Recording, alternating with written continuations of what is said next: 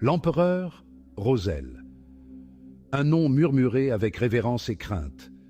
Il a atteint le sommet du pouvoir, une légende de son vivant. Mais derrière la façade éblouissante de l'empereur, un monde secret existait.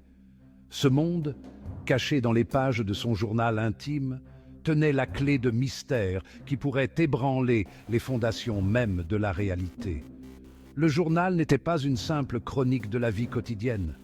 C'était un recueil des pensées les plus profondes de Roselle, de ses rencontres avec l'inconnu et de ses explorations du mystique. Dans ces pages se trouvait le potentiel de percer les secrets du passé antique et d'entrevoir les possibilités terrifiantes de l'avenir. C'était une boîte de Pandore et son contenu n'était pas destiné aux âmes sensibles. Des rumeurs circulaient autour de l'empereur Roselle, des histoires aussi fantastiques que troublantes.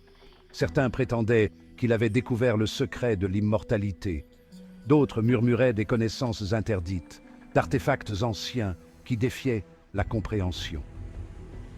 Et au cœur de ces murmures se trouvait l'ardoise du blasphème, un artefact d'une puissance immense et d'origine inconnue.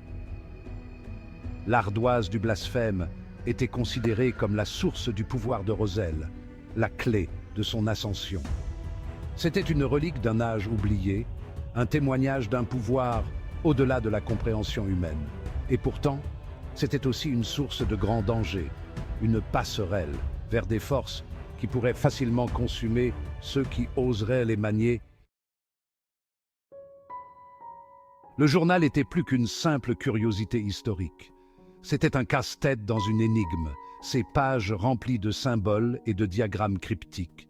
La langue elle-même était une énigme, un mélange de langues anciennes et de gribouillis apparemment absurdes. C'était un code qui attendait d'être déchiffré, un message venu d'au-delà du temps. Des érudits et des mystiques avaient essayé pendant des siècles de déchiffrer les écrits de Roselle, mais en vain. La langue restait obstinément impénétrable, ses secrets enfermés derrière un mur de symboles obscurs. Certains croyaient qu'il s'agissait d'une forme de magie ancienne, une langue de pouvoir que seuls ceux qui possédaient les capacités mystiques nécessaires pouvaient comprendre. D'autres soupçonnaient qu'il s'agissait d'une forme de cryptographie avancée, un code si complexe qu'il résistait à toute tentative de décryptage. Section 4. Les conseils du fou. Klein Moretti, un jeune homme plongé dans le monde du mysticisme, se retrouva en possession de ce journal énigmatique. Guidé par l'énigmatique Monsieur le Fou, un personnage mystérieux qui semblait exister en dehors du cours normal du temps et de l'espace, Klein commença à percer les secrets du journal. Monsieur le Fou, avec ses déclarations cryptiques et ses conseils énigmatiques, fournit à Klein les outils dont il avait besoin pour déverrouiller les secrets du journal. Il parlait de rituels anciens, de projections mystiques et du pouvoir de la croyance elle-même.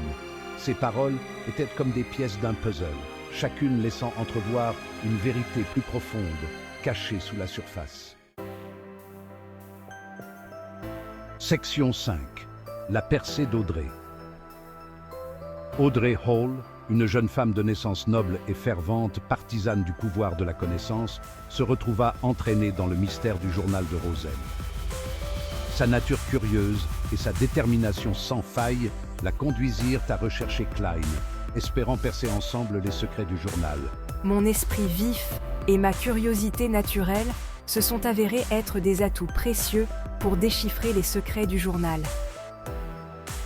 J'ai abordé le défi avec une combinaison de logique et d'intuition, rassemblant les fragments d'informations comme un maître détective.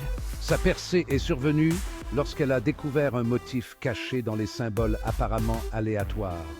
Un motif qui laissait entrevoir un sens plus profond, un message qui attendait d'être décodé. Section 6. Le fardeau de l'observateur. Alors que Klein et Audrey plongeaient plus profondément dans les mystères du journal, ils furent contraints d'affronter les responsabilités qui venaient avec une telle connaissance.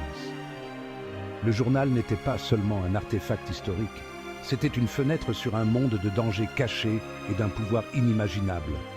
Le poids de leur découverte les accablait, les forçant à remettre en question leur place dans le grand ordre des choses.